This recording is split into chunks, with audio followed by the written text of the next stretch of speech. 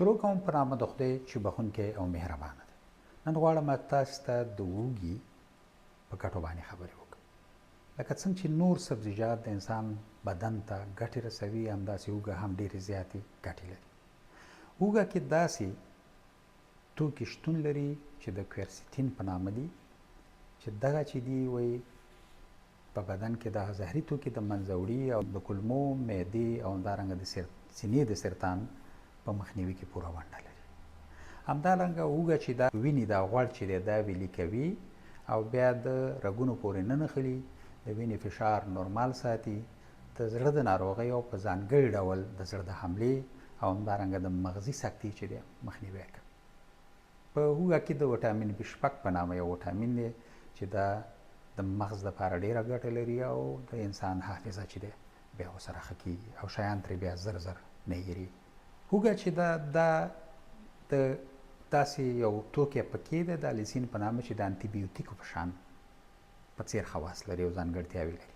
یعنې د میکروبونو چې هغه که بکټریاوې دي، ویروسونه او فنګسونه دي، د هغې ضد خواص لري.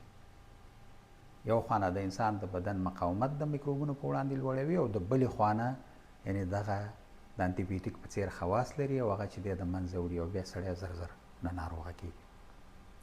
هوږه چې دا د انسان په بدن کې دا شکر چې دی نورمال ساتي، یعنې دا خپله د انزولین هغه تولید او همدارنګه اغېزې زیاتوي.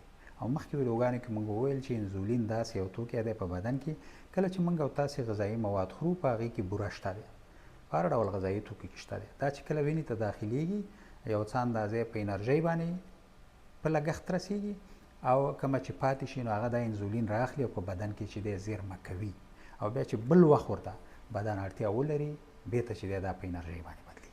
نو په دې شکل باندې د انسان په وینه کې دا شکر نورمال ساتي. نو هر هغه څوک چې د شکر ناروغان دي د هوږې څخه باید ګټه پورته کړي، ځکه چې دا د شکر په کنټرول کې ډېره زیاته ونډه لري. همدارنګه هوږه چې دا د معدې او د کولمو حرکات چې دی دا زیاتوي او بالاخره قبضیت چې دی دا د منځه وړي.